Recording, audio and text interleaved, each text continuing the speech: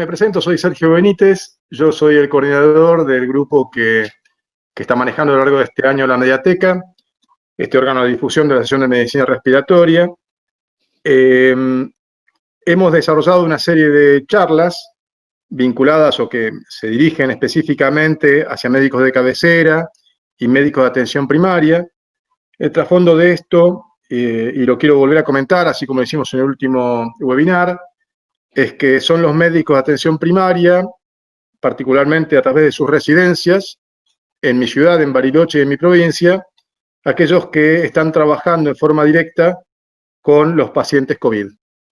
Entonces, en un marco en el cual un porcentaje muy significativo del personal de la salud se encuentra licenciado, por factores de riesgo, por miedo, por lo que fuere, este grupo de médicos jóvenes están en el frente de atención de este grupo de pacientes. Para que esto sea una actividad formativa y para de alguna manera intentar hacerles una devolución, y también para que tengan conceptos básicos o intentar empezar a poner en agenda de los médicos de atención primaria la medicina respiratoria, es que estamos desarrollando esta serie de charlas. Hoy tenemos el gusto de presentar al doctor Ignacio Sabert. Ignacio es médico neumonólogo de Neuquén. Él forma parte de la sección obstructivas de la Sociedad Argentina de Medicina Respiratoria y es el nuevo vicedirector de la sección obstructivas de la Asociación Latinoamericana del Tórax. A continuación de Ignacio va a hablar Marcos Hernández. Él es el actual coordinador de la sección obstructivas de la Asociación Argentina de Medicina Respiratoria. Así que, bueno, hechas las presentaciones a rigor, adelante, Nacho, con tu presentación. Bueno, muchas gracias, Sergio, por la presentación. Gracias a la gente de la Mediateca.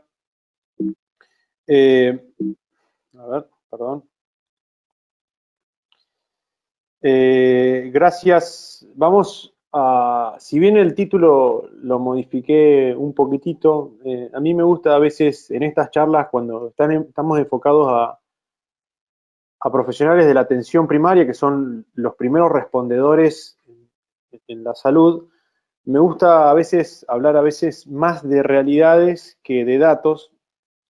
Y vamos a dar una introducción sobre asma y sobre, en realidad, realidades que nosotros vemos del asma. Por suerte, esta charla no va a ser COVID, sino va a ser de otra cosa.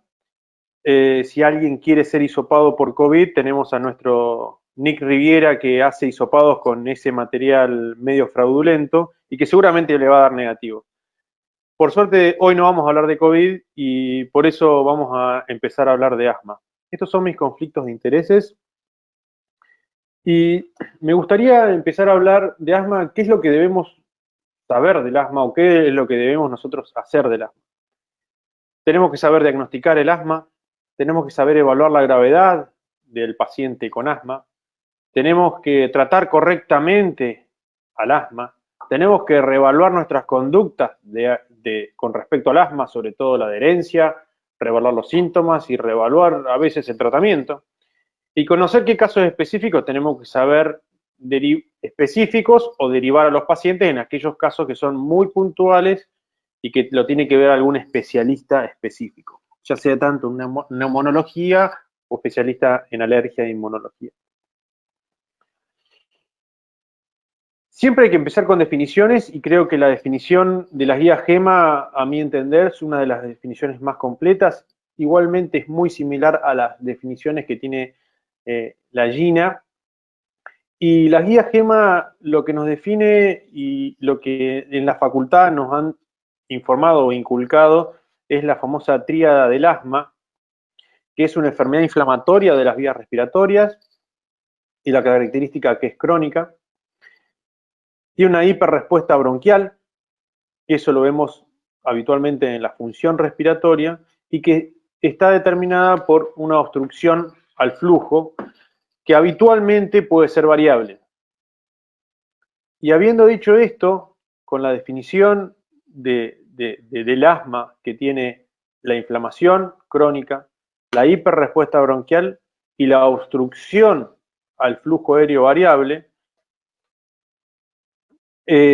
empezamos a hablar un poco de epidemiología o qué es lo que nosotros sabemos del asma, y vamos a empezar de lo más grande que nosotros tenemos en nuestro nivel local y que somos los más parecidos, que es Latinoamérica. Sabemos que Latinoamérica son aproximadamente 600 millones de habitantes. Y de estos 600 millones de habitantes, la variabilidad en la presentación y en la prevalencia de asma va desde un Guatemala que es cercano al 2,6% hasta un Perú que es el 33%, y estos son datos en estudios de población pediátrica, el estudio ISAAC, que es internacionalmente conocido, y que esto habla de niños entre 12 y 13, 14 años. Como tanto la variabilidad que nosotros tenemos en la prevalencia, la mortalidad también. La mortalidad va desde 14 por 100.000 habitantes hasta 41 por 100.000 habitantes. ¿Y esta variabilidad qué es? ¿Por qué? ¿Qué es lo que nos da esta variabilidad de prevalencia? ¿Cuál es el fundamento que tenemos de que haya un 2,6% a un 30% en la población de prevalencia de asma?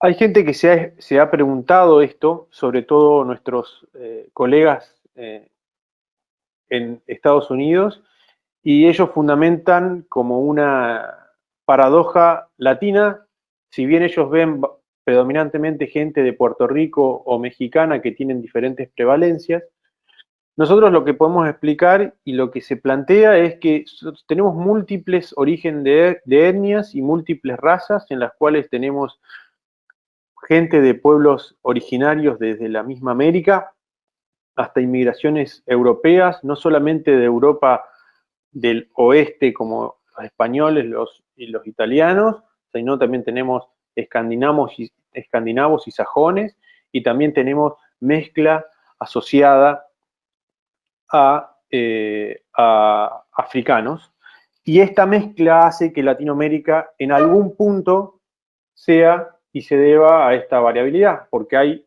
diferentes mezcla de genes en la población de Latinoamérica.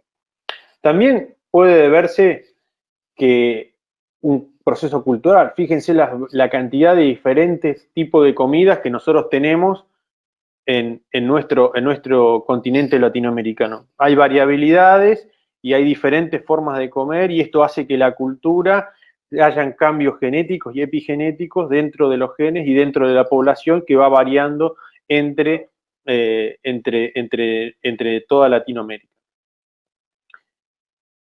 Pero siendo un poquito más específicos, lo que sí se sabe es que la prevalencia de asma en Argentina, que lo vimos en el cuadro inicial del estudio ISAAC, ronda alrededor del 10% en la población de 13 y 14 años. Muchos no sabíamos bien qué es lo que nos pasaba con los adultos, hasta hace poco que un estudio de la Encuesta Nacional de Prevalencia de Asma, que salió publicado en el 2018 en Archivos de Bronconeumonología, que evaluaron la población adulta entre 18 y 44 años.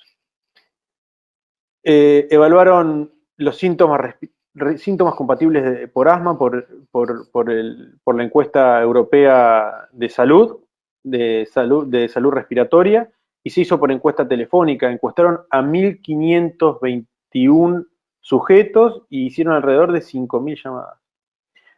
Los resultados y los outcomes era ver cuántos síntomas de sibilancias en los últimos 12 meses, que es un indicativo indirecto, tenía la población, y cuánto usaron medicación relacionada a asma, o sea, inhaladores, en los últimos 12 meses. Y en esta tabla muestra el resultado de las diferentes prevalencias obtenidas. Cuando ponemos un outcome un poquitito más duro, que es la sumatoria de las sibilancias y el uso de medicación, obtuvimos un 6% de la población general que tenía síntomas y medicación compatible a asma. Este 6,45% uno podría decir que es la prevalencia de asma en adultos en Argentina, que aproximadamente hoy estaremos en 50 millones de habitantes, es un aproximado, entonces nos estaría dando un aproximado a 3 millones de personas que padecen adultos con asma. No se olviden que el asma también no es solamente una cuestión cultural, una cuestión de etnias, hay otras cuestiones que también suelen suceder. Pueden aparecer la teoría de la infección viral perinatal o en los principios de la vida, pero también hay cuestiones medioambientales. Y en las cuestiones medioambientales pueden aparecer que cambios medioambientales pueden favorecer al incremento de síntomas y estos se pueden ver claramente en los pacientes que tienen peor exacerbación durante alguna época del año. Con Sergio Benítez desarrollamos, después de la erupción del volcán Calbuco, un estudio a lo largo de un año que medimos la población adulta de la ciudad de Bariloche y la ciudad de Neuquén. Esta prevalencia, este estudio lo desarrollamos durante un año, hicimos mediciones durante la exposición, como ven en la imagen, y fueron las zonas que fueron afectadas, a los 6 meses de la exposición y a los 12 meses. Eso nos hizo evaluar una gran cantidad de personas y lo que evaluamos fueron síntomas respiratorios compatibles con asma, muy similar a la encuesta nacional del asma que se hizo en el 2015. Y déjenme decirle que el volcán erupcionó en el 2015. La encuesta nacional que se hizo en Argentina a nivel poblacional fue un mes antes de la erupción de este volcán. Entonces teníamos datos recientes y pueden ser equiparables.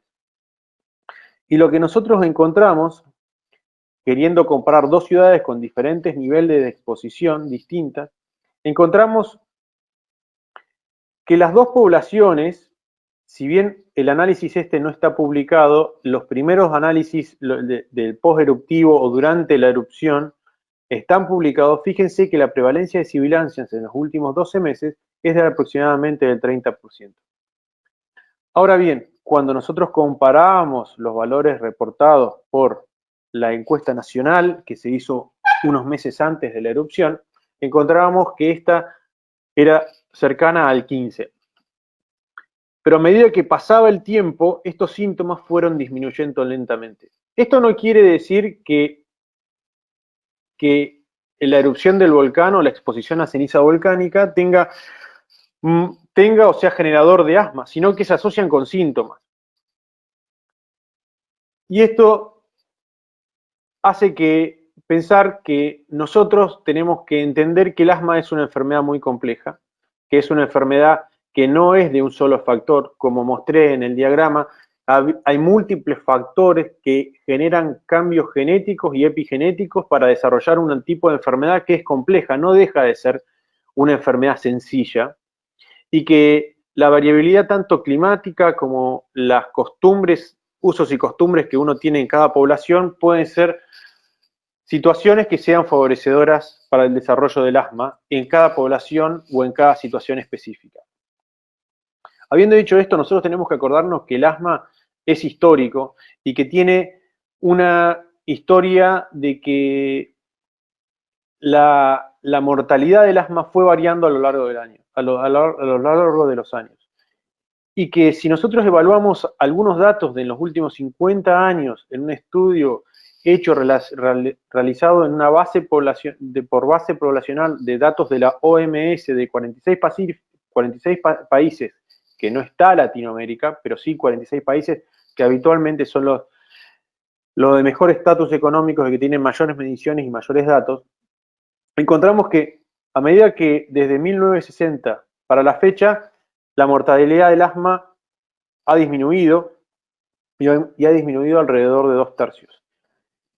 Una de las explicaciones posibles de esto y una de las explicaciones realizables en esto fue que a medida de los finales de la década del 80 apareció el corticoide inhalado y esto hizo caer drásticamente la mortalidad en nuestros pacientes asmáticos. Cuando vamos a un subanálisis de este estudio que evalúa los últimos 20 años, se ve que claramente desde el 93 hasta el 2003 el descenso es progresivo y es sostenido. Sin embargo, aproximadamente del 2004 hasta el 2012, en los últimos 6 años, la mortalidad no se ha modificado. Y esto puede tener alguna explicación posible por la mejor acceso a la medicación, por la mayor difusión de cómo se deben tratar, mayor adherencia a las guías por parte de los médicos y por parte de nuestros pacientes. Y que es un trabajo que todavía falta mucho por hacer. Cuando nosotros nos sentamos en un paciente enfrente que tiene asma, nosotros empezamos a ver cuáles son nuestras expectativas sobre este paciente que padece asma. Nosotros entendemos que ya una vez el diagnóstico realizado, este paciente toma la medicación, hace los controles que tiene que hacer. La mayoría del tiempo está sin síntomas, o es lo que te refiere, conoce las pautas de alarma y qué es lo que tiene que hacer, y hace un correcto uso del dispositivo inhalado. Entonces, cuando hablamos de estas variables que nosotros queremos o entendemos que el paciente está realizando y lo está realizando bien porque te dice y te manifiesta que se encuentra bien, nosotros estamos hablando del control. O sea, nosotros estamos hablando de cómo está controlando su enfermedad crónica inflamatoria bronquial nuestro paciente. Y cuando hablamos de control, esta es la nueva clasificación de cómo está nuestro asma, nuestro paciente con una enfermedad crónica. Antes la clasificamos en leve, moderada, severa, intermitente o persistente, y ahora la clasificamos, si bien nos importa esa clasificación y la tenemos que tener un poquitito en la cabeza, no es lo principal, sino más bien cómo es el control diario de los síntomas de nuestros pacientes. Fíjense que es una medición multiparamétrica de varias variables en las cuales mide síntomas, mide limitaciones en las actividades, mide el uso de medicación, mide la función respiratoria y mide el tipo de las exacerbaciones.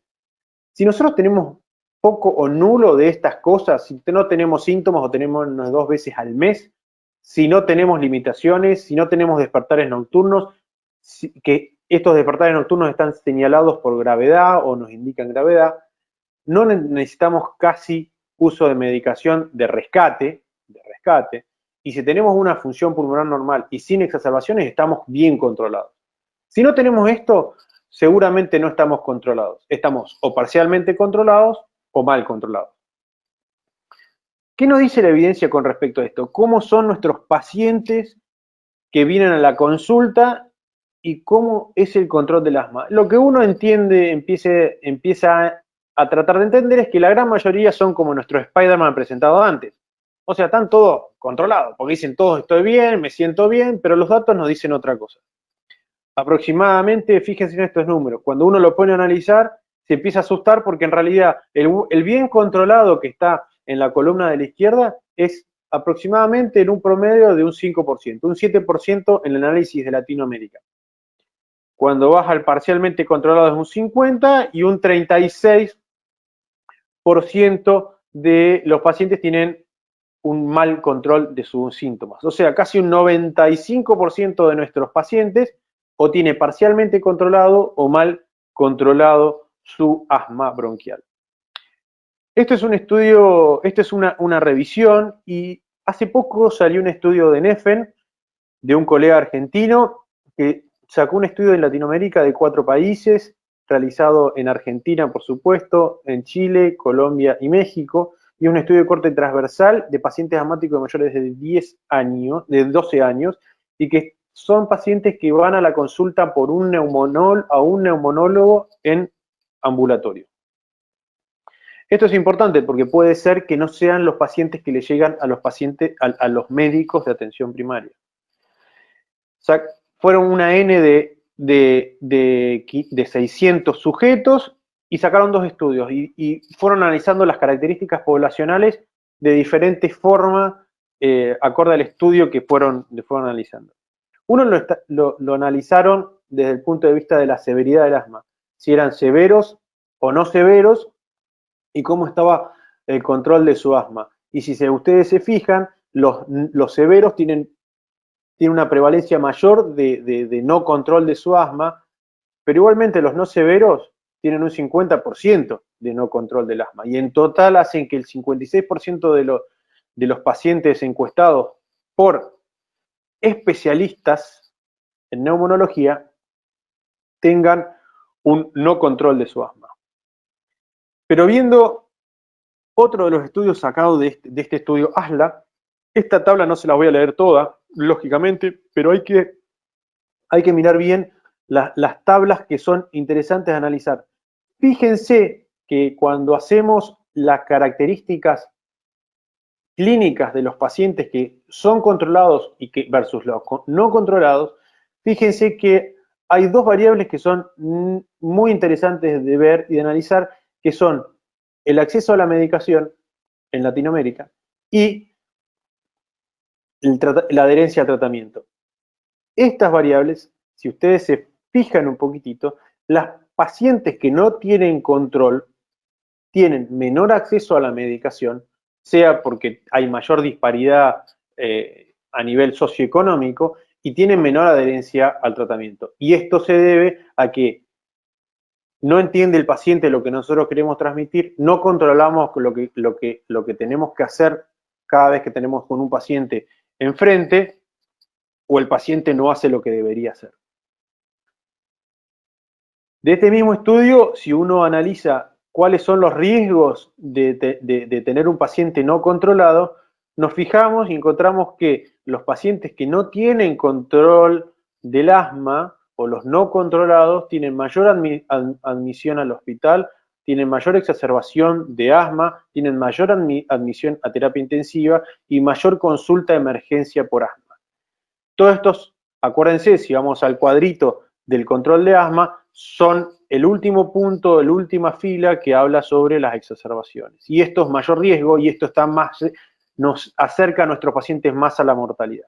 Y esto todo se duplica en los pacientes, todas estas frecuencias se duplican o los riesgos se duplican cuando nuestros pacientes no son controlados con una P significativa.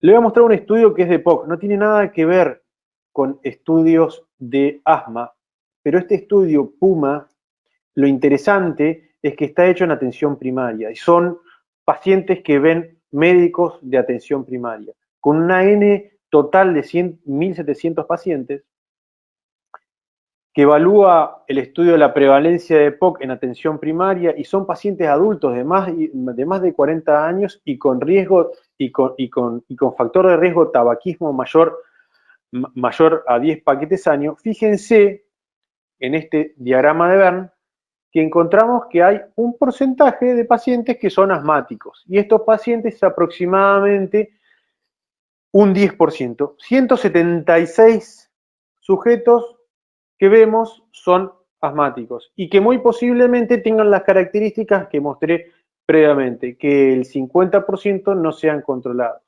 y que el 50% tenga mayor riesgo a sufrir complicaciones de exacerbaciones e ingresos hospitalarios y tengan mayor necesidad de demanda de nuestra atención médica. Acuérdense que, dicho esto del estudio PUMA, tenemos que hacer la diferencia cuando es mayor de 40 años entre asma y EPOC, y esta es el gran enfermedad a diferenciar, y acá tenemos las variables que nosotros tenemos que diferenciarnos entre los pacientes con asma y con EPOC. Y esto lo pueden encontrar fácil en las nuevas guías GEMA que salieron recientemente en mayo de este año. Yo creo que para el diagnóstico de asma en atención primaria no hace falta seguir los pasos que vemos en este diagrama. Este es el diagrama que está bastante bien seguido, pero por ejemplo, para ponernos en realidad, que estamos hablando de realidad, el óxido nítrico en Argentina es muy difícil el acceso, cosa que no pasa en otros lugares. Con que nosotros tengamos una espirometría nos alcanza y nos sobra y nos dice bastante. Si una obstrucción bronquial que tiene respuesta a los broncodilatadores nos está acercando al asma. Si es una espirometría normal y que tiene respuesta broncodilatadora, nos está acercando al asma. Y si tiene síntomas, nos acerca al asma. Y si tienen dudas, hay que hacer una consulta con el especialista, que vaya y que venga, así tener una buena interacción con el especialista en neumonología. Entonces, habiendo dicho esto, nosotros tenemos expectativas y que habíamos dicho de síntomas, de medicación, de que haga todo lo que nosotros le decimos, pero en realidad esta expectativa se transforma en realidad y la realidad no es nuestro Spider-Man, es este Spider-Man. Y la realidad es otra cosa distinta de lo que nosotros consideramos que nuestros pacientes hacen. Y como yendo para el final de mi charla, acuérdense que la intervención, o sea, lo que nosotros hagamos, ya sea tanto chiquitito como grande en el asma, es importante.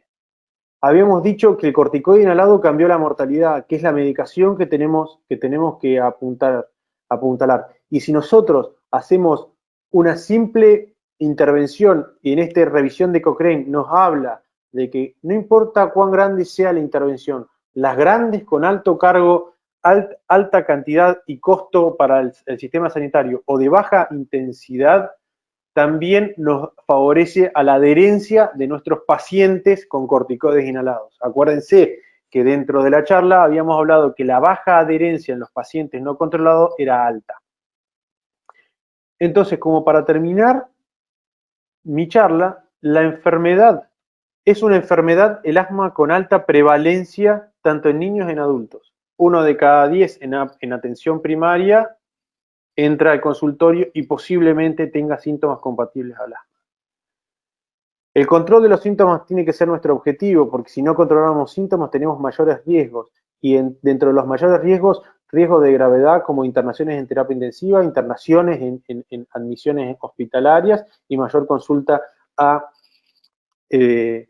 nuestros hospitales y en mayor consulta a extraprogramáticas o de emergencias a sistemas de salud. Y por otro lado, creo que esta frase de cuanto más hacemos, en este caso es mejor, cuanto más intervenimos, cuanto más estamos preocupados por nuestros pacientes, cuanto más le insistimos de chequear cómo hace la medicación, de cómo la usa, cómo la hace, cómo están sus síntomas, más es mejor, porque hace que nosotros estemos más pendientes del paciente, la intervención del paciente es efectiva, más adherencia vamos a tener y con esto más cercano al control de nuestro asma vamos a estar. Y con esto me despido y entendiendo que nuestra realidad es hoy, podemos modificar las realidades del futuro, con esto nosotros entendiendo los datos que nosotros tenemos y sabiendo que nuestros pacientes están en estas condiciones, podemos intervenir para mejorar el futuro de nuestros pacientes. Y con esto me despido, muchas gracias.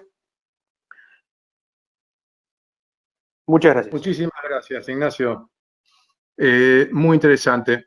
Mientras que se van cambiando hacia la presentación de Marcos, me gustaría hacer algunos comentarios. En principio, referido a este algoritmo de la guía GEMA que presentaste, donde se cita el óxido nítrico. El óxido nítrico exhalado es una medición que se hace con dispositivos muy sencillos, en los cuales el sujeto sopla a través de una boquilla y se determina su cantidad, y es un subrogante de inflamación eosinofílica.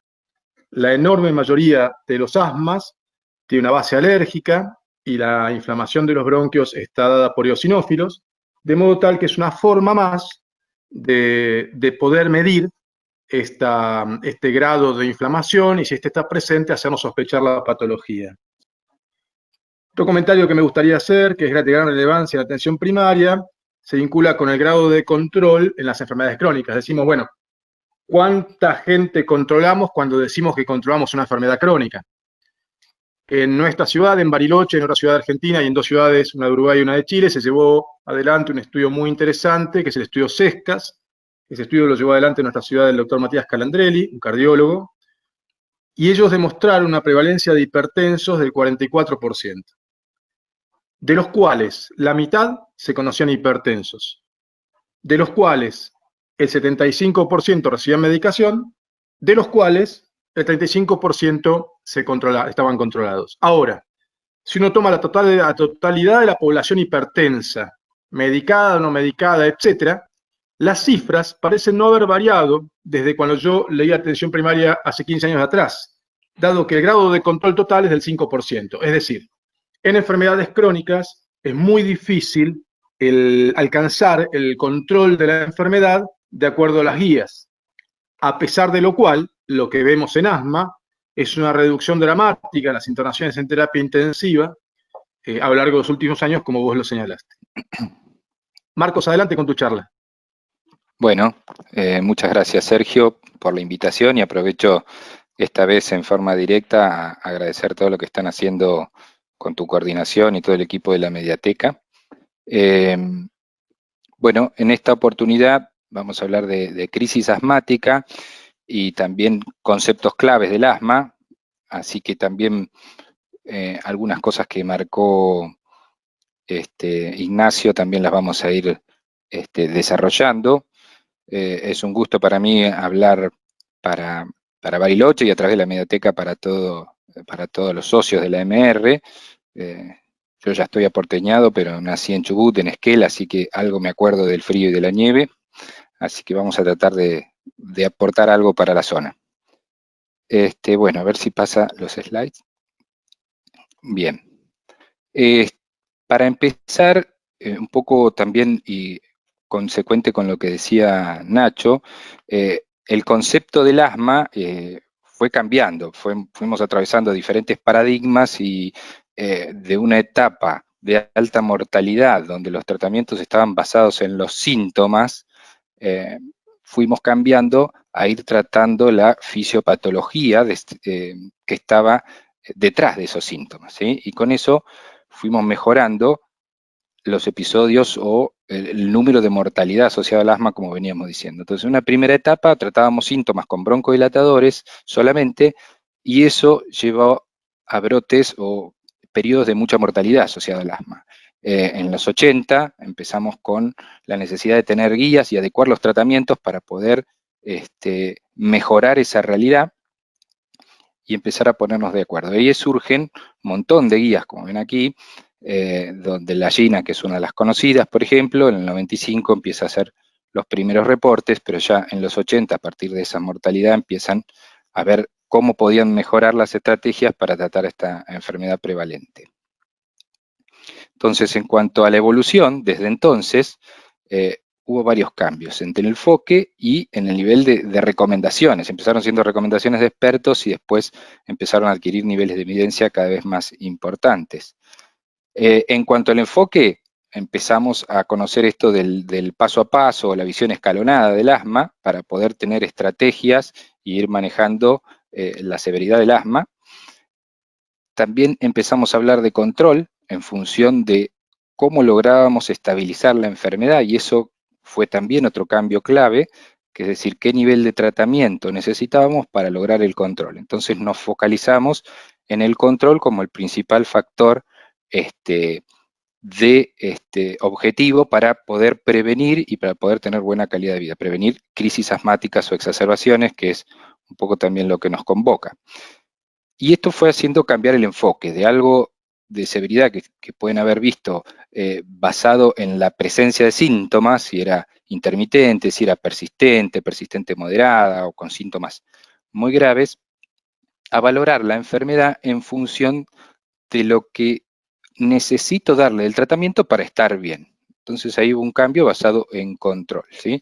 Y esto fue porque, no sé si se ve, sí, la flecha, pero, por ejemplo, casos leves podían tener una crisis directamente desde una situación leve a pasar a una exacerbación, o ir cambiando su nivel de control y pasar a estar parcialmente controlados o directamente no controlados, independientemente de la frecuencia o de la persistencia de los síntomas. Entonces eso obligó a tratar de basarse en el nivel de control, y por eso insistimos con los cuestionarios, con el nivel de presencia de tratamiento para lograr que el paciente tenga una buena calidad de vida, no tenga despertares nocturnos, no utilice medicación de rescate muy frecuentemente. Esto es más de lo mismo, creo que Ignacio también lo mencionó, hay muchos pacientes leves que tienen crisis, incluso algunas fatales, entonces no alcanza la frecuencia de síntomas habituales para definir gravedad. Y un poco van a ver, por ejemplo, en una de las guías más difundidas, como GINA, pasos de tratamiento donde van a hablar niveles medios de corticoides inhalados, niveles bajos, y eso lo van a dividir en step o pasos, ¿no?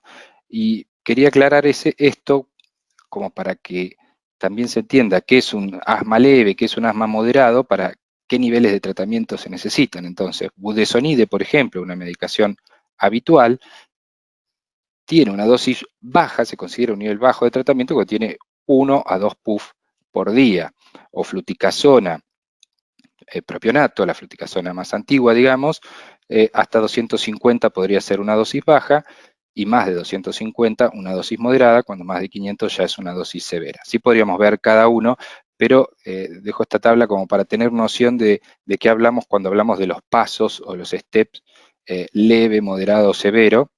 Esto siempre estamos hablando de la situación de control a largo plazo, pero tiene mucha relación con entender un poco lo que vamos a hablar más adelante.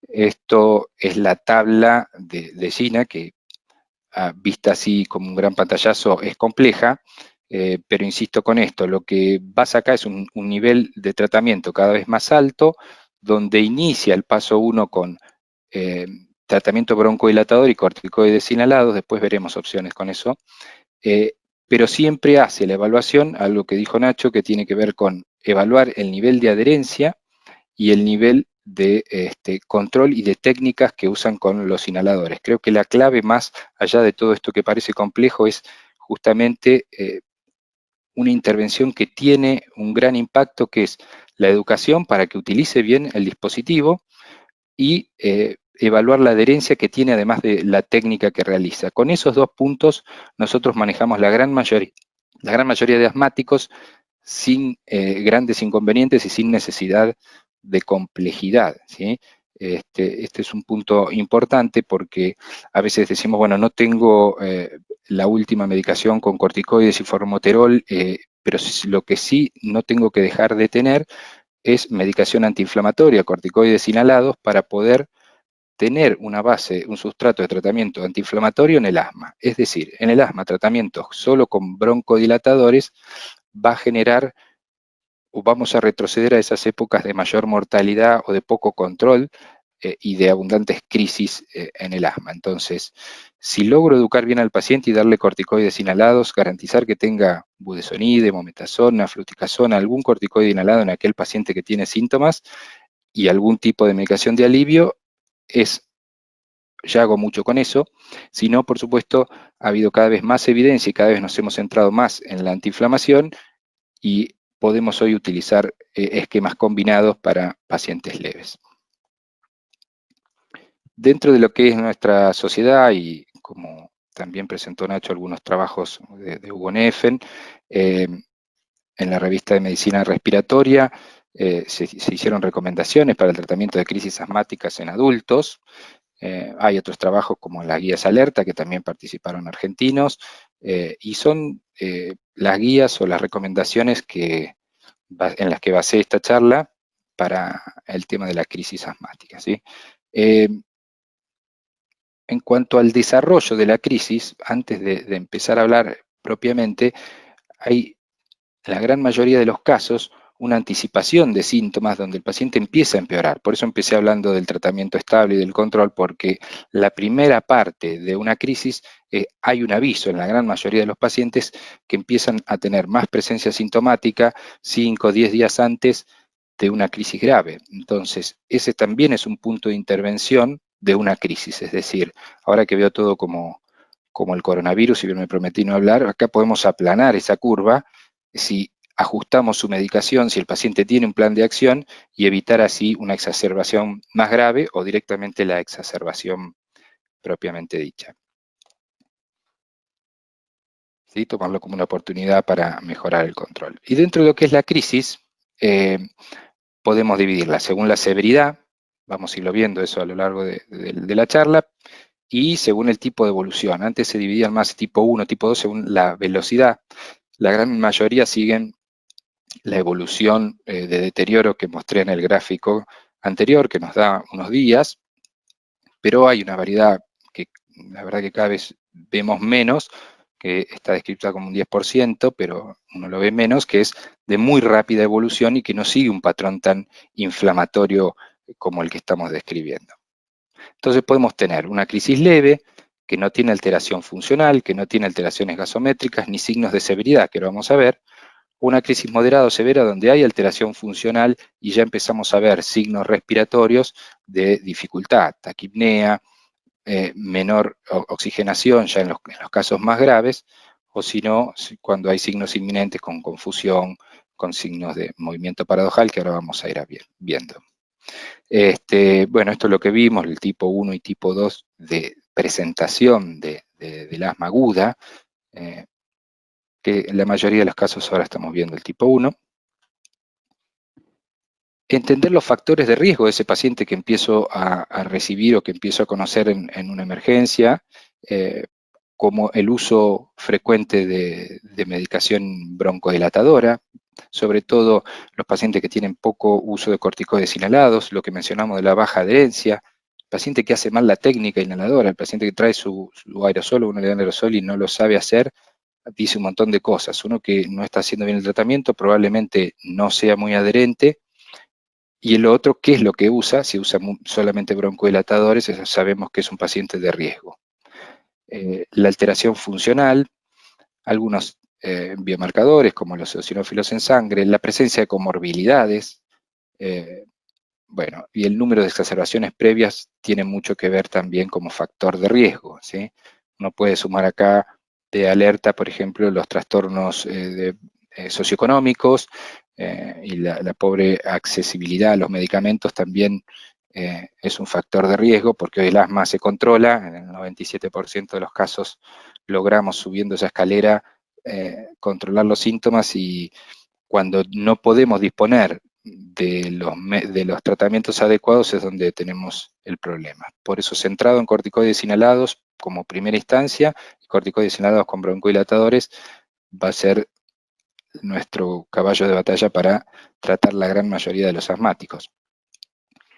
Esto es un poco más detallado, por tiempo no voy a describir todo, pero digamos, los síntomas no son por sí solos cada uno un buen predictor de cómo está el paciente.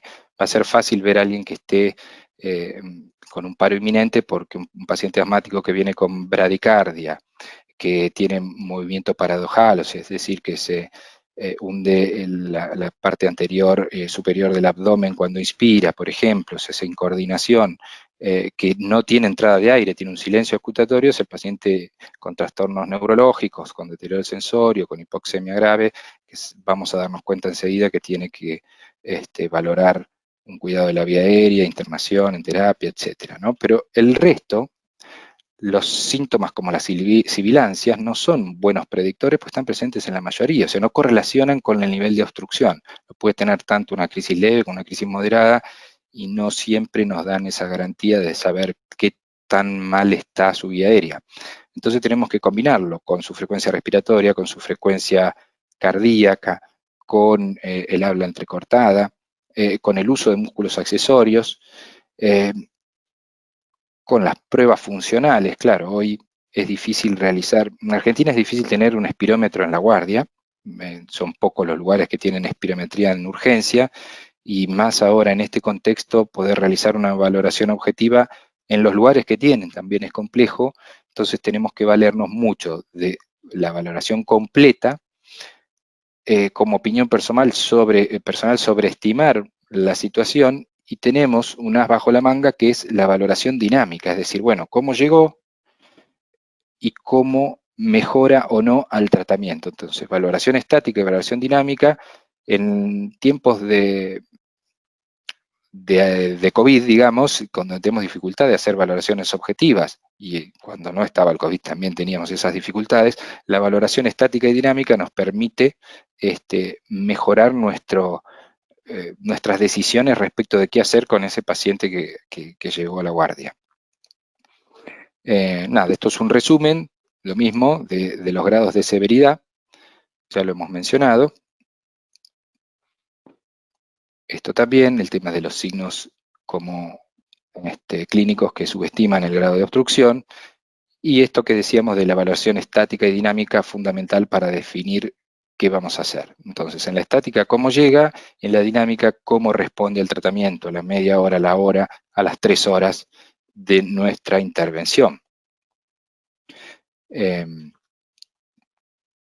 Continuando, entonces nuestros objetivos de tratamiento van a ser corregir sobre todo la obstrucción de la vía aérea, corregir la hipoxemia, disminuir la inflamación y después también pensar que ese paciente es un paciente no controlado y tenemos que prevenir las recaídas que son muy altas en estos pacientes, ¿sí? Entonces, valorar una estrategia distinta a partir de la mejoría de ese paciente, pensando en que no tiene que volver a la guardia y que tenemos todas las de ganar si logramos que tenga acceso al tratamiento, educación, cosas que son fáciles de decir, pero difíciles de implementar a nivel poblacional, pero tenemos que saberlas para poder hacer esa intervención y sobre todo que un paciente que tiene una crisis no se vaya sin un programa de prevención y un tratamiento antiinflamatorio desde la guardia o desde internación.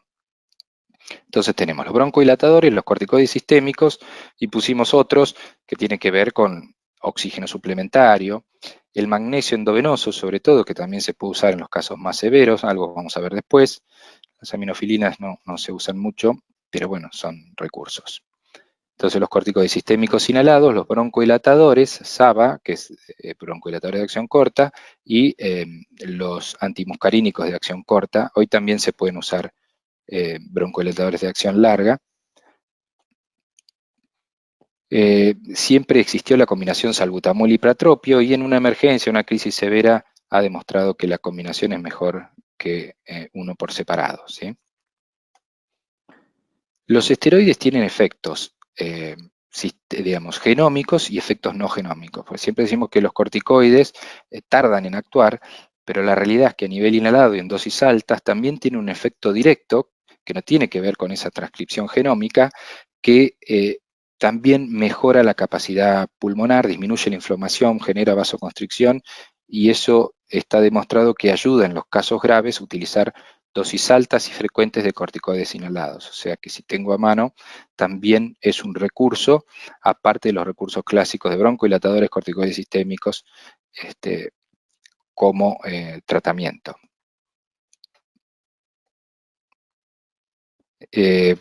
Nada, esto es más de lo mismo, ahí el uso precoz ha demostrado mejoría.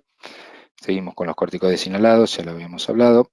O sea que hay un efecto rápido y dosis dependiente que no tiene que ver con los efectos clásicos que conocemos con los corticoides, así que esta es una intervención también que se puede agregar en los casos más complejos. Intervenciones cada 30 minutos en dosis muy altas nos ayudan a hacer una diferencia en algunos casos. Siempre con aerocámara cuando estamos hablando de aerosoles, y hoy la discusión nebulización versus aerosol ha quedado un poco dilucida, transitoriamente por lo menos, porque de ser posible siempre tenemos que tratar de usar aerosoles con aerocámaras grandes que permitan un buen lavado de más de 145 mililitros, o sea, tratar de usar una aerocámara de adultos con adultos, y este va a ser nuestro medio para tratar de generar menos aerosolización en salas de emergencia. El sulfato de magnesio relaja el músculo liso y en las exacerbaciones severas también ha demostrado utilidad y es sencillo de usar. Pacientes, digamos, en un medio controlado, o sea, en la guardia con capacidad de monitoreo o donde estoy pensando en internar o cuando se interna en terapia, pero en ese paso difícil puedo utilizar sulfato de magnesio, 2 miligramos, la ampolla trae 1.25, o sea que sería una ampolla y media, genera mucho flebitis, entonces hay que diluirla en 250, 200 mililitros y pasarla en 20 minutos a media hora para ayudar a esos casos que no están resolviendo, más en estos tiempos que a veces está difícil la internación y demás, podría llegar a ser una ayuda más. Por eso dijimos en situaciones de obstrucción grave. Después, el tema de adrenalina, de la aplicación de otro tipo de estimulantes como la adrenalina, está más asociado a lo que es los cuadros de anafilaxia, no para lo que es asma, ¿sí? evitemos la nebulización con solución fisiológica. Y la teofilina habíamos dicho que complejiza a veces el cuadro y tenemos otras opciones más sencillas. Entonces, repasando un poco el tratamiento inicial, vamos a hacer nebulizaciones o puff con aerocámara, preferentemente ahora el puff con aerocámara, 400 microgramos, cada puff tiene 100 microgramos cada 20 minutos, ¿sí? Y le agrego también hipratropio. Utilizo la cortisona, los corticoides, meprednisona o hidrocortisona. La vía endovenosa oral es indistinta, depende si el paciente puede ingerirla. Solo en los casos muy severos y de mucha falla respiratoria utilizamos endovenoso por el tema de la accesibilidad. En las crisis severas tenemos, como dijimos, alteración funcional, tenemos desaturación y aquí vamos a utilizar los mismos recursos que veníamos utilizando, vamos a agregar, habíamos mencionado el magnesio y también podemos agregar la fluticasona o el budesonide en dosis altas, ¿sí? Como mencionamos. Entonces hicimos la valoración dinámica, vemos la respuesta espirométrica o de pico flujo.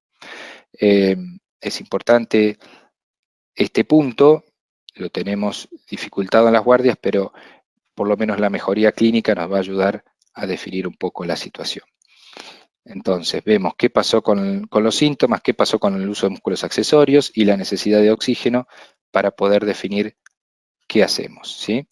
Entonces, uno de los puntos, aparte de la valoración objetiva de obstrucción, es ver que tenga un adecuado acceso a la medicación a la hora de dar el alta a un paciente limítrofe, porque eso también hace que vuelva a guardia en las próximas semanas, que es algo que se ve muy frecuentemente. Bien, ya en internación pasamos a otra etapa, pero bueno, sepamos que el tratamiento es más o menos similar y vamos a ir ajustando las dosis, ¿sí? Para definir alta del paciente, le voy a dar de alta con corticoides, por lo menos 7 a 10 días, medicación de mantenimiento, o sea, medicación de control, esto es lo que hablamos de antiinflamación, tiene que tener corticoides inhalados, un paciente que está mal controlado y por eso vino a la guardia, y tiene que tener un control breve, preferentemente cuando terminan los corticoides, dentro de esas semanas, 10 días, para ver cómo evoluciona y si puedo terminar de ajustar su tratamiento, cómo aprendió la técnica. Cada oportunidad es de consulta es un punto donde hay que valorar cómo utiliza los aerosoles o los dispositivos para poder ajustar eso, porque eso hace la mayoría de la diferencia, la técnica y la educación para que sea adherente, sobre todo cuando se empieza a sentir bien el paciente. Bien, esto a modo de resumen, también es un gráfico que hizo la asociación y un poco lo que trae a colación es todo lo que venimos hablando según el nivel de severidad, ¿sí? Los casos leves, los casos moderados, los casos severos y los casos inminentes. Todas cosas que estuvimos hablando a lo largo de la charla con la valoración dinámica, que para mí esto es fundamental, y siempre hemos machacado con el tema de la valoración objetiva. No vamos a mirar para otro lado hoy con el tema de que también la estamos contraindicando, no estamos en un conflicto con eso, no sé si se me nota, pero tendremos que manejarlo en base a la respuesta clínica y si hay posibilidad de hacer un pico flujo en una habitación en el paciente que tenemos duda, que sople y nos muestre el pico flujo después, ¿no? Para aquel paciente que pueda hacer diferencia en cuanto a la ocupación de una cama, sí, no, y tengo dudas también, y tengo el pico flujo o el espirómetro, bueno, valoración individual, y si tengo la posibilidad, bueno, puede cambiar o hacer la diferencia. Ya terminando, insisto, hay formas de valorar la adherencia, hay cuestionario validado en castellano, es el cuestionario TAI, no me voy a meter ahora en eso para no ocupar tanto tiempo, y la valoración de la técnica de dispositivos, disculpen la insistencia con eso, pero creo que ahí están las claves, en el uso de corticoides inhalados y adecuado uso del dispositivo que tienen. Y otra cosa que no estoy mencionando tanto es el plan de acción, es decir, aparte de que el paciente se vaya con corticoides inhalados y sistémicos después de una crisis, que se vaya con un plan de qué es lo que tiene que hacer. Tiene que consultar al médico dentro de los 7 10 días, tiene que establecer un control de síntomas de modo tal que si empieza a tener, tiene que aumentar su medicación de base. Claro, en la primera semana de una exacerbación va a estar con ese nivel de tratamiento, pero pensando a largo plazo, la diferencia va a estar en que tengan un plan de acción. Hay crisis que son manifestación de una enfermedad o debut, y eso es un caso más complejo, por eso el control cercano como para poder ir generando toda la educación en relación a la enfermedad crónica, entender lo que le pasa al paciente y de que la enfermedad es heterogénea y que va a ir y venir y que justamente cuando está bien es cuando no tiene que suspender el tratamiento. Los paralelismos con otras enfermedades crónicas, como decía Sergio, no son buenos, pero son más comunes. Por ejemplo, uno habla de la hormona tiroidea, que la toman todos los días, independientemente de cómo está la TSH o la presión, no se la está tomando todos los días para tomar el medicamento. Aquí no tendríamos que estar haciendo estudios funcionales o estar mal para recibir el tratamiento, ¿sí? Eso sería un punto para hacer paralelismo con otras enfermedades, pero también el nivel de adherencia, como pasa en muchas enfermedades crónicas, es malo.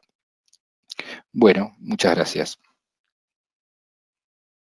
Muchísimas gracias, Marcos, súper claro.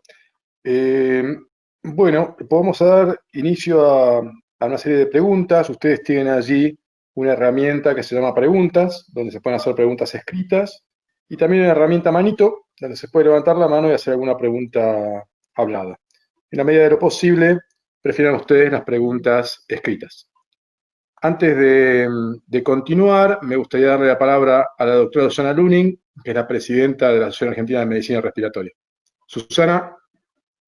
Hola Sergio, buenas noches. Hola Nacho, hola Marcos. Gracias a ustedes, felicitaciones por las presentaciones. Gracias como siempre a Muriel que nos acompaña. Bueno, primero quería volver a decir como en estas actividades que organizó la Mediateca para los médicos de atención primaria, que personalmente creo que tienen un rol fundamental en todas estas enfermedades, así que la verdad que la Asociación Argentina de Medicina Respiratoria está muy contenta de poder llegar a intercambiar, digamos, conocimientos con los médicos de atención primaria. Me gustaría permitirme, antes de las preguntas, si ustedes me dicen, o sea, yo creo que los médicos de atención primaria en asma bronquial tienen un rol trascendental porque son quienes van a ver la mayoría de los casos, por lo cual sería muy importante reconocer el rol que tiene el médico de atención primaria. Me parecía fundamentalmente en tres aspectos. Uno es en el reconocimiento del asma, el reconocimiento del síndrome clínico de asma, que si bien son los síntomas que decían ustedes, la característica fundamental es la intermitencia, ¿no? O sea, algo que produce sibilancias, disnea y que algunas veces sí, otras veces no, es claramente asma. Después en el diagnóstico, como dijo Nacho, nosotros sabemos que hay una disminución, un subdiagnóstico muy importante y es porque no se piden suficientes espirometrías, pero el hecho de pensarlo desde lo clínico ayuda. Y lo otro en el tratamiento también que fue dicho, el rol que tiene el médico de atención primaria en el reconocimiento de los signos de alarma para la crisis y en la revisión de la adherencia a la medicación y la técnica de uso de los inhaladores que dijo Marcos. Yo creo que en eso se sintetiza mucho la importancia del papel que tiene el médico de atención primaria en los pacientes asmáticos. Bueno, dicho eso, porque quería, si ustedes me permitían hacer esa síntesis y dar lugar a las preguntas, además de expresar mi agradecimiento y mi agradecimiento a la participación en este webinar, bueno, todo nuestro afecto y nuestro reconocimiento a la preocupación de todos nosotros y de todo el personal de salud por los momentos puntualmente críticos que estamos viviendo, especialmente en Buenos Aires y AMBA y en el día de hoy, para que, bueno, para que esto, ojalá que pase pronto. Muchas gracias. Muchas gracias, Susana. Bueno, empecemos entonces con las preguntas. Yo quiero empezar con las preguntas. Voy a empezar yo y después voy a ir leyendo. Les hago una pregunta para Marcos en principio. Marcos, ¿cuánto tiempo tiene que estar en la guardia un paciente que tiene una crisis de asma? Es decir, el paciente tiene una crisis de asma, lo controlo, Sí. a la hora anda bien, ¿lo mando a casa o lo dejo controlando un poco más? Bueno, es buena la pregunta. Digamos, si el paciente recupera todos los valores, es decir, ahí donde hablaba de la valoración objetiva, es decir, tiene una espirometría normalizada, sé que viene con un buen nivel de tratamiento o que entiende las maniobras que le voy a dejar, es un paciente que puedo mandar a la casa con un plan de acción, a la hora o a las 3 horas. Puedo tomarme steps, digamos, o tiempos para decidir qué voy a hacer. O sea, el paciente es difícil mandar a la casa o decir va a terapia intensiva, ¿no? Son los puntos más complejos. Entonces, me puedo tomar el tiempo de decir, bueno, ¿cómo está la hora y cómo está las 3 horas? Si a la hora ya cumplió todos los criterios, es decir, criterios espirométricos, criterios en el examen físico y los fundamentales que tienen que ver con accesibilidad al tratamiento y entender todo lo que tiene que ver con las maniobras, pienso que es un paciente que a la hora o a las 3 horas se puede ir. Va a haber una gran cantidad de pacientes que vienen subtratados o sin tratamiento, que con un poco de corticoide, a la hora o las 3 horas y el broncodilatador van a estar bien. Los corticoides, si bien yo dije que actuaban rápido cuando son inhalados en dosis altas, su acción no es, digamos, muy grande, pero hace una diferencia en los casos severos. Los corticoides sistémicos y todo el proceso antiinflamatorio llevan no menos de 2 horas. Por eso a la hora y las 3 horas, como para poder tener una idea hacia dónde va el paciente, y el paciente que se va a la casa es el paciente que no tengo dudas cuando le doy tan rápido de alta. Y después yo puedo seguir haciendo esta valoración dinámica según la disponibilidad también, ¿no? El contexto local de la institución. Es decir, si tengo la posibilidad de internaciones breves o de hacer una internación en sala en el paciente que a las 3 horas no terminó de mejorar, lo puedo hacer en un marco más tranquilo que es la internación. Si la situación está compleja en cuanto a la disponibilidad de camas y demás, puedo seguir con esta misma estrategia por 3 o 6 horas más hasta, bueno, tener que tomar la decisión. Por eso insisto que la valoración con el pico flujo, o espirometría, es un as bajo la manga que perdemos un poco en este contexto. Y uno piensa siempre en actuar un poco de más, ¿no? En esta situación. Muchísimas gracias. Tengo una pregunta para Nacho y avanzamos con las preguntas. En los últimos, digamos, 2 años comenzó a surgir un volumen de evidencia que tiene que ver con esto de los estudios de vida real. Es decir, cuando yo le doy a un paciente, por ejemplo, budesonide formoterol o budesonide, pensamos que lo utiliza todos los días a rajatabla según nuestra indicación. Sin embargo, en vida real esto no es así. ¿Cuál es tu opinión sobre el uso intermitente de estas medicaciones respecto del control del asma? Dale, Nacho. Perdón, Marco. ¿Vos querés que te haga la respuesta de vida real o con evidencia? Es la primera respuesta que te hago. La vida real, negro, es, creo que a Marcos le debe pasar lo mismo y a vos te debe pasar lo mismo, es que el uso intermitente de la combinación budesonide-formoterol, que es la que hoy se conoce que tiene evidencia que uno lo puede utilizar de forma intermitente, rescate y controlador a la vez, tanto estrategia SMART o como estrategia Sigma, acorde a los estudios de evidencia científica. Ya ya lo venían haciendo los pacientes de antes. Esa es la realidad y esa es la verdad que uno viene sintiendo. Con respecto a los estudios de vida real, son más cercanos a lo que nosotros tenemos, más cercano a la realidad, y no tanto a los estudios randomizados doble ciego, que los pacientes de los estudios randomizados doble ciego a veces no son los más cercanos a la realidad que uno ve en el consultorio. Y esa es la realidad. Entonces, desde el punto de vista, para concluir la respuesta, desde el punto de vista pragmático del consultorio, uno lo ve, lo hacen, y cuando hace análisis o parámetros objetivos de cómo está yendo su asma con niveles de control de síntomas, de espirometría y evaluar exacerbaciones, los pacientes andan bien. Entonces, está bien la evidencia y está bien que lo hagan siempre y cuando sea la combinación budesonide-formoterol, porque farmacológicamente te lo permite, y no te lo permite otras combinaciones como fluticasona-salmeterol o fluticasona-viranterol o mometasona-formoterol. Esas no te la permiten, solamente te la permite el budesonide-formoterol. Sí, yo estoy de acuerdo con eso, que la combinación soluciona problemas, soluciona estas dificultades de adherencia, da una oportunidad de tratamiento, pero bueno, esto de adecuarse a lo que uno tiene, y no tiene que tampoco tapar la otra situación, que es no dejar de la otra opción que tenemos, que es la educación y la adherencia y la insistencia con los corticoides inhalados solos más un broncodilatador. Esa es una alternativa válida ante la falta de lo otro, pero la realidad es que es muy práctico poder incorporar en el momento del síntoma algo antiinflamatorio que permite una mejoría. Hay otras opciones también que no conozco acá, pero se describen: formoterol, beclometasona.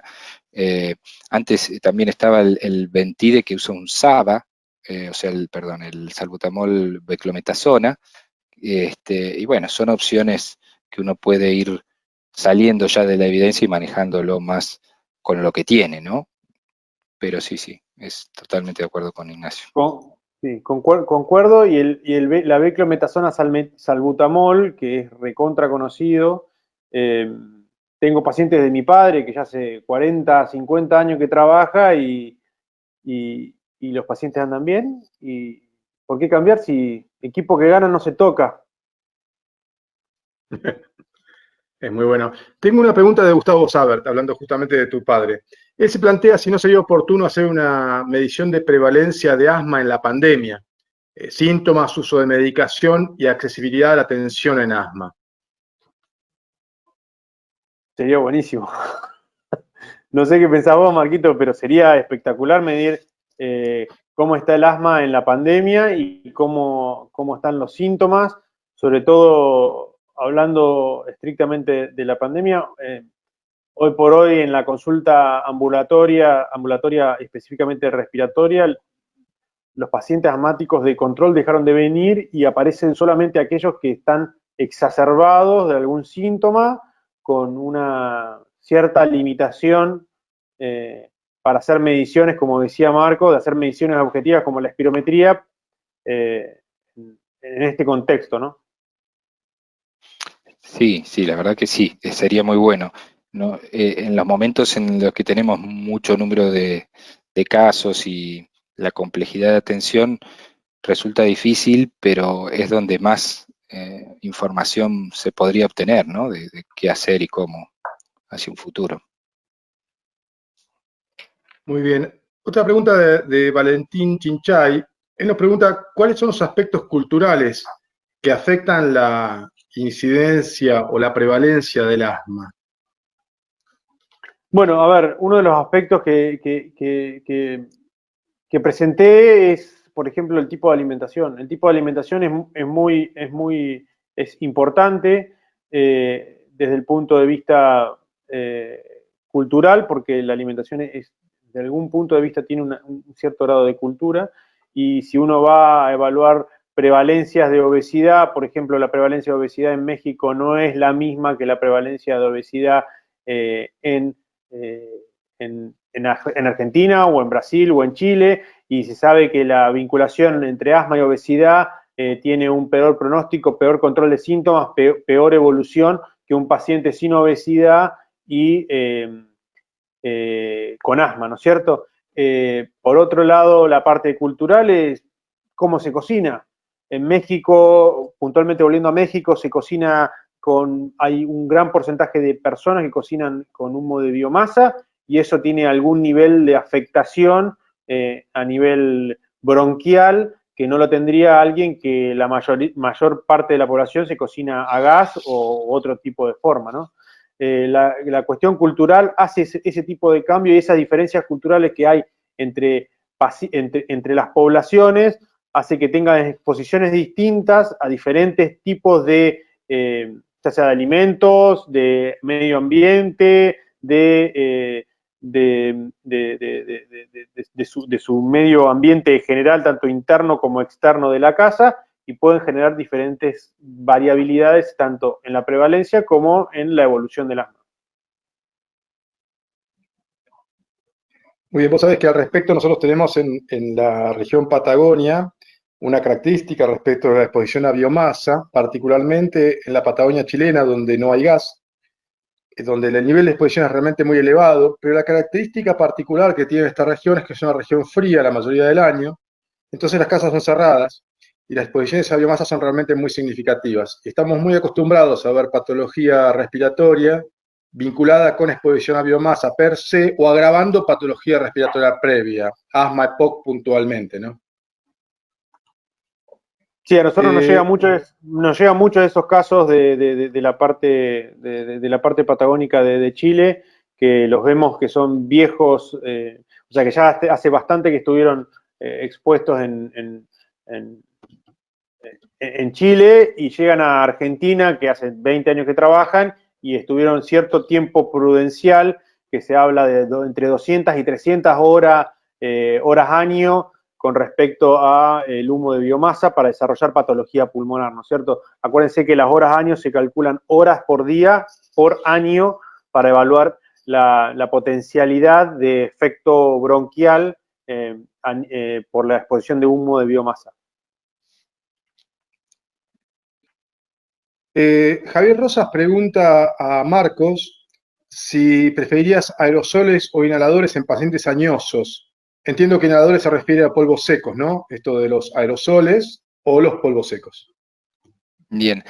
En los pacientes añosos, o sea, entendiendo ya una persona que tiene cierta dificultad y debilidad, los aerosoles con aerocámara es la mejor combinación. Me parece que todos los dispositivos de polvo seco, si bien son más sencillos y tienen sus diferencias individuales, requieren de un flujo inspiratorio mayor, o sea, de una fuerza para inspirar mayor, y esto dificulta. Pero la evaluación es individual, o sea, hay que ver el paciente cómo lo hace y ver con qué dispositivo se lleva mejor. En términos generales, el aerosol con aerocámara me parece el mejor dispositivo para estos casos.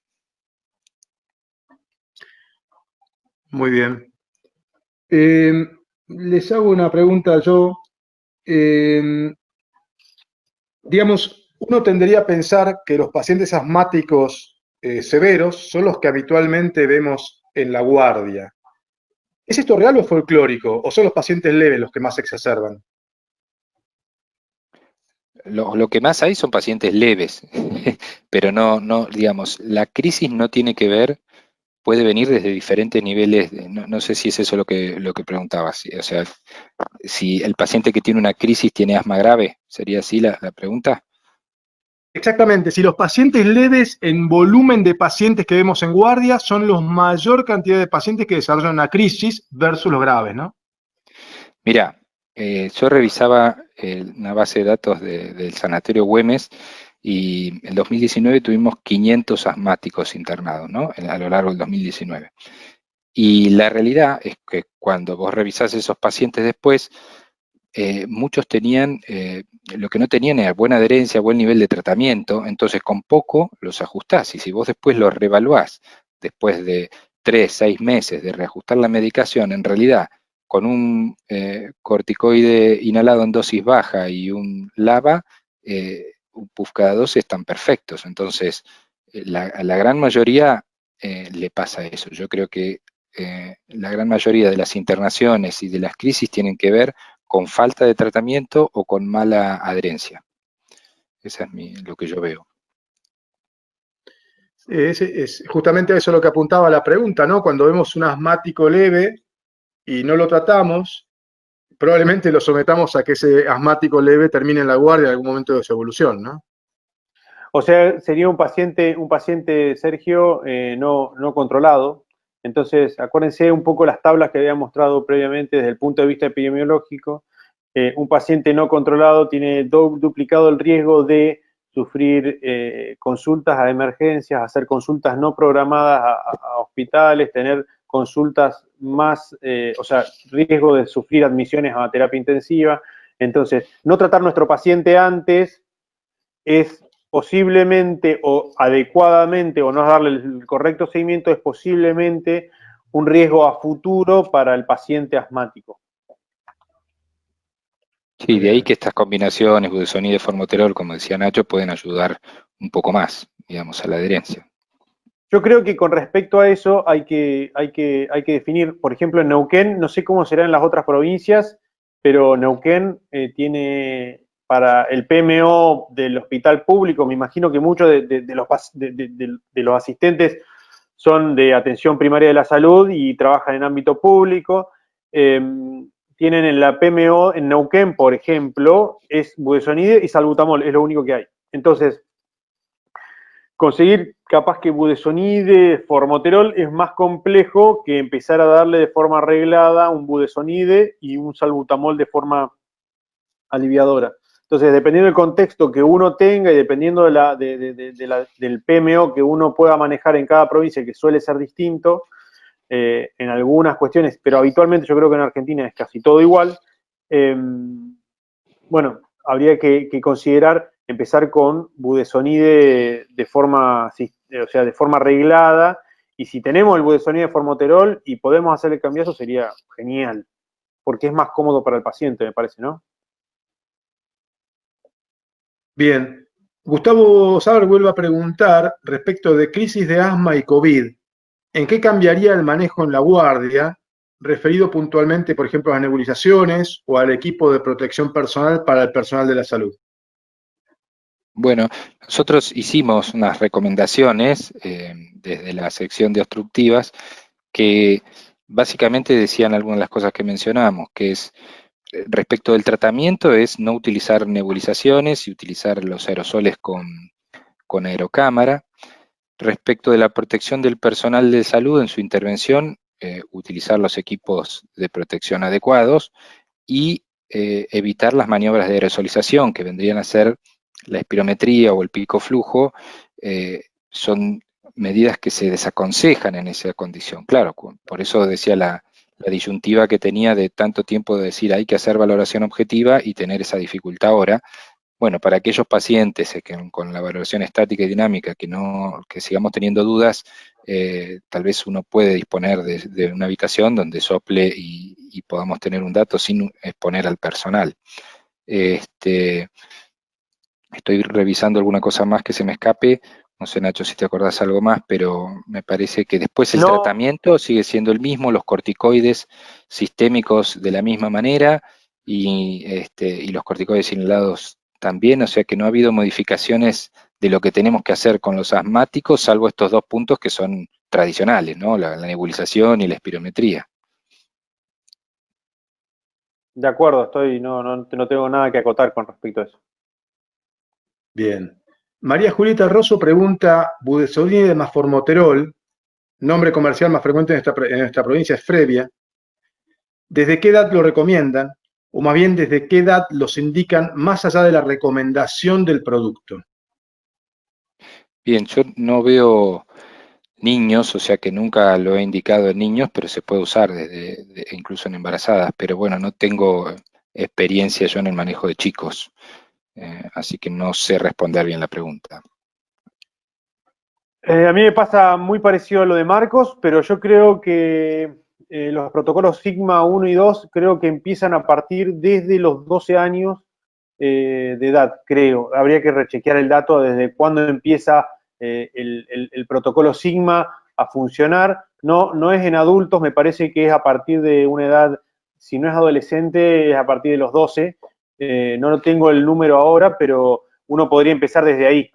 Esa es como sería como la primera respuesta que se me ocurre. Y es muy interesante la mención que hacen del embarazo, ¿no? Asma y embarazo es un tema muy particular, los médicos generalistas están muy preocupados en general por qué medicación usar, y me gustaría alguna reflexión sobre la seguridad del uso del corticoide inhalatorio durante el embarazo. Mira, la estrategia del embarazo es utilizar la preocupación de la madre que tiene que hace que incluso hasta dejan de fumar en la gran mayoría de los casos, en explicarle y educar que el control del asma, o sea, lograr control del asma va a ser la mejor estrategia para cuidar el embarazo. Entonces, utilizar los corticoides inhalados terminan siendo protectores del buen crecimiento del bebé y de la buena evolución del embarazo y de la madre. Así que uno insiste en utilizar corticoides inhalados, sobre todo los de más larga data, porque, bueno, hay más seguridad de tiempo de uso. Muy bien. Walter Mataruco quería hacer una pregunta. Walter, ¿estás ahí? Hola. Walter. No, perdón, Walter. quizás levanté la mano accidentalmente, pero lo que sí puedo acotar Ahora es tenés con que hablar. respecto... ¿Hola? ¿Se escucha? Hola. ¿Sí? Sí, Perfectamente. sí. No, con respecto a los niños, yo, digamos, desde hace 4 años que cambié mi lugar de residencia, muchos lo saben, estoy viviendo en Entre Ríos y estoy atendiendo niños, cosa que nunca había hecho antes. Y en general sí, según la recomendación del laboratorio es a partir de los 12 años, pero hablando con varios, inclusive pediatras neumonólogos de acá y algunos colegas de Buenos Aires, en pacientes que no responden al tratamiento habitual, que es el budesonida en general o puede ser fluticasona, usan la combinación. Por supuesto, esto es fuera, como se dice, off-label, o sea, fuera de la indicación del laboratorio, y en realidad la respuesta es buena. De hecho, yo tengo experiencia en mi familia con algún que otro niño menor de 12 años de tratarlo con esta combinación, con Frevia, justamente la que vos dijiste, pero puede ser con otras, y la respuesta es buena, es diferente a utilizar los componentes por separado. Eso tal cual lo conocemos previamente. Y bueno, por último también había la pregunta con respecto a las embarazadas. Yo creo que lo más importante, como decía Marcos, es en el caso de pacientes ya medicadas, no discontinuar la medicación que la paciente tenga, y en general es una buena práctica no recomendar la suspensión de una medicación y ante la duda consulta con el especialista. Es una práctica bastante frecuente en todo el mundo.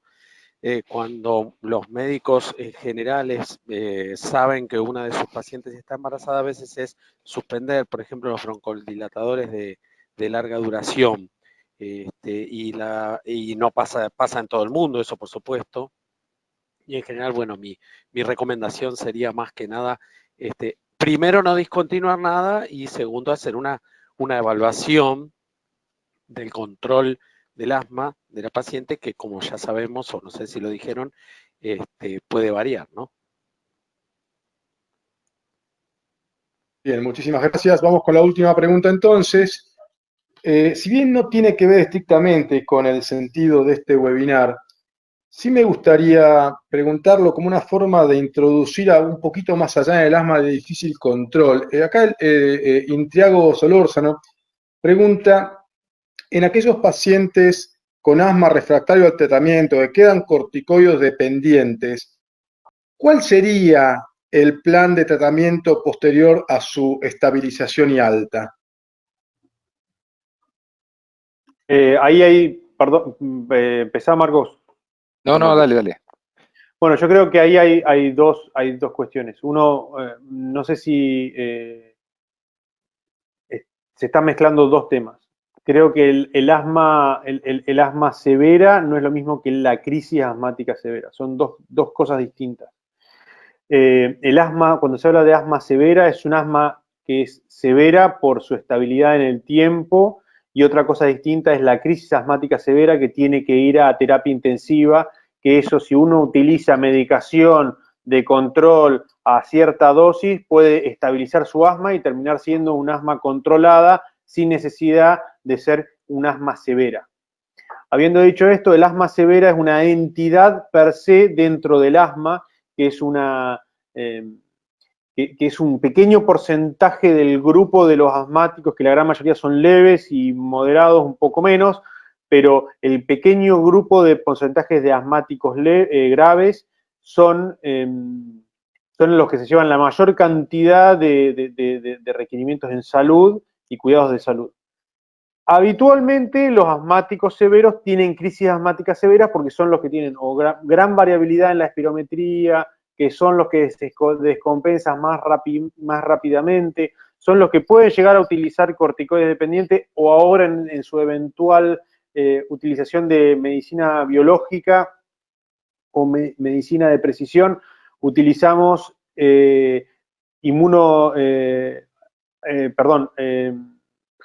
terapia biológica con anticuerpos monoclonales, que sea el omalizumab, mepolizumab, prontamente el Benra y el dupilumab, que la verdad es que estamos viendo pacientes que eran alérgicos y un fenotipo alérgico, tanto TH2 alto, que son los con IgE alta, o eosinofílicos, que son los TH2 bajo, tienen una muy buena respuesta y eran asmáticos severos y se transformaron en asmáticos controlados con utilización de ese tipo de medicación más la medicación estándar inhalada. Entonces, habiendo dicho esto, son dos entidades distintas. El asmático grave tiene que tener, el asmático grave controlado, o sea, de asma grave, tiene que tener máxima cantidad de medicación. Es un paciente que tiene que recibir controles periódicos y seguidos, que tiene que tener seguimiento tanto por su médico de cabecera de APS como por un neumonólogo que lo siga de cerca. Y después la crisis asmática severa es otro cantar, es una crisis asmática que uno tiene que hacer el tratamiento, instaurar el tratamiento correspondiente, que sirva para ese tipo de funcional o lo que fuese, y controlarlo a la semana o las 2 semanas, y darle los 7 días de corticoide que debe de ser, con el corticoide inhalado más el LABA en este caso, y bueno, y seguirlo, y ver cómo sigue ese asma, esa crisis asmática severa en su evolución para adelante. Sí, tal cual, Nacho. Para mí es fundamental separar eso, lo que es un asmático grave de una crisis asmática grave que la puede tener un paciente que no necesariamente venía con un nivel de severidad grave previamente, ¿sí? O sea, separar lo que es la situación grave en cuanto al nivel de tratamiento que tiene y la situación aguda puntual, porque uno puede tener una crisis grave porque no tiene tratamiento para el asma o porque no lo usa, y no necesariamente eso termina siendo después un asma grave, ¿no? Esa diferencia. Bueno, Pregunta, Nacho, Marco, perdón, decime. Te hago una última pregunta, le hago una pregunta a Marco, y vos cómo ves, hablando de asma grave, que son pacientes, no es el tema de esto, pero vos cómo ves, por tu experiencia, cómo vos encontrás a los asmáticos que vienen con entidad de asma grave, que necesitas poner este tipo de medicación nueva, que son los anticuerpos monoclonales? ¿Cómo es tu experiencia de la respuesta de este tipo y la sacada del corticoide, no? ¿Te referís a la respuesta a subir el nivel de tratamiento, a darle biológicos? Sí, al nivel biológico. Bueno, estamos en una etapa muy positiva en ese sentido porque han hecho diferencia todos los biológicos. El benralizumab también ya está aprobado para el tratamiento del asma grave, bien fenotipificado, es decir, el asma eosinofílica, como decías vos, el asma TH2. Hoy tenemos diferentes opciones, el omalizumab, el mepolizumab, el benralizumab, y bueno, y vienen otros como el dupilumab, y realmente la respuesta es muy buena en cuanto a la necesidad posterior de uso de corticoides. Pero bueno, para dar un biológico se tienen que dar muy bien los otros pasos. A veces cuando salteamos es como que matamos un mosquito con una escopeta. tiene que tener una buena adherencia, tengo que tener evaluadas las comorbilidades y después de un tiempo de seguimiento recién ahí estratificarlo verdaderamente con un asma grave no controlada y pasar al siguiente paso, y por suerte tenemos una opción muy buena. Lo que tenemos en contra es la accesibilidad, pero realmente costo-efectividad parecen siempre dar buenos resultados. Bueno, ahora sí, les agradezco mucho, Marcos, Ignacio, realmente muchas a gracias. ustedes. Nos Gracias a estamos ustedes, viendo. gracias a la Mediateca, gracias a todos. Gracias, hasta luego. Saludos. Saludos.